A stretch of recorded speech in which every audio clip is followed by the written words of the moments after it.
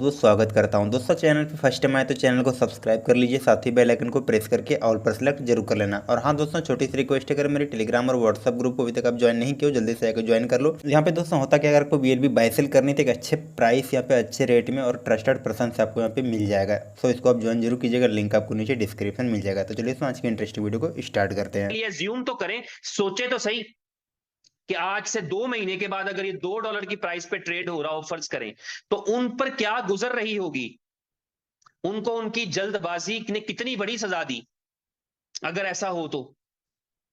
या 6 महीने बाद ट्रेड हो रहा हो तो उनके लिए कितना दुख वाली ये बात होगी कि उन्होंने कैसे गोल्डन चांस को अपने हाथ से आके छोड़ दिया। हम गोल्डन अपॉर्चुनिटीज तलाश करते हैं अपनी जिंदगी में, हम सुनहरे मौके अपनी जिंदगी में तलाश करते हैं।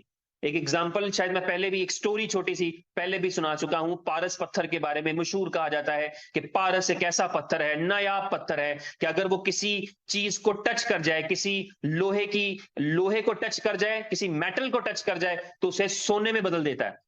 उसमें ऐसी खासियत है, जैसे यूरेनियम की खासियत है कि उसमें से रेडिएशन निकलती रहती है, इसी तरह की कुछ रेडिएशन जो है वो उससे भी निकलती है, पारस के पत्थर से भी। और वो जिस चीज को टच कर जाए, जिस मेटल को टच कर जाए, उसमें सोने की खूबियां पैदा कर देता है। और एक आदमी ये सोच लेकर के, उसी तरह जिस तरह एक बंदा ये सोच लेकर के कि BTC तो मैंने मिस कर दिया था, अब नहीं मिस करूंगा, अब मैं BFIC रख लूंगा, अब मैं BLV रख लूंगा, ऐसी ही सोच, ऐसी अप्रोच लेकर के एक बंदे ने लोहे की एक 20 किलो की बड़ी सी जंजीर बनाई और उस जंजीर को खींचता हुआ उन पहाड़ों की तरफ निकल गया जहां के बारे में मशहूर था कि यहां कभी जिंदगी में कहीं ना कहीं किसी ना किसी को पारस पत्थर मिला था। उन्हीं पत्थरों की तरफ निकल गया और हर पत्थर को टच करता, वो जंजीर हर पत्थर के साथ लगाता और देखता कि क्या वो सोने की हुई। मायूस होता, अगले पत्थर से लगाता, अगले पत्थर से लगाता। दिन गुजरते गए, हफ्ते गुजरते गए, महीने गुजरते गए, साल गुजरते गए। फिर वो थक गया, फिर वो मायूस हो गया, फिर उसने पत्थरों को देखना ही छोड़ दिया और फिर जिंदगी गुजार दी। कई कई साल मुड़कर नहीं देखा कि जो जंजीर मैंने अपने पांव के साथ बांध रखी है, क्या इसका कुछ बदला भी कि नहीं बदला।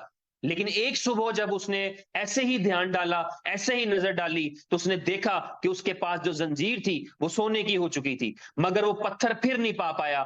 किस लम्हे में वो उस पत्थर से टकरा गई, उस पत्थर के साथ रगड़ खा गई और उसके अंदर प्रॉपर्टीज आ गई। उस बंदे ने ध्यान ही नहीं दिया, अपॉर्चुनिटी हाथ में आकर चली गई। तो ये मिसाल उन लोगों पे फिट साबित हो जाएगी जो बी लव बेच चुके थे, जो बी लव बेच रहे हैं। मैं आपको बता दूं कि जो 10 रुपए का भी बेचता है, अभी तो मुझे नहीं पता रुपए 2-4 रुपए का जितने का बिकता है, 10 रुपए का भी बेचता है, वो भी पछताता हुआ देखेंगे आप उस आदमी को। तो जिसने 1 रुपए का बेच दिया होगा, 50 सेंट का बेच दिया होगा, मुझे नहीं पता उसके पछतावे का क्या लेवल होगा, लेकिन 10 रुपए पे बेचने वाला भी पछताएगा ही, शायद 5 सेंट पे बेचने वाला भी पछताएगा। वो वक्त हम देखेंगे। हम इस सारी चीजों के साथ, ये जो सारा वक्त गुजर रहा है जिसमें स्ट्रगल होती है, आप ये याद रखिए कि बंदों के बस में स्ट्रगल से आगे कोई चीज नहीं है।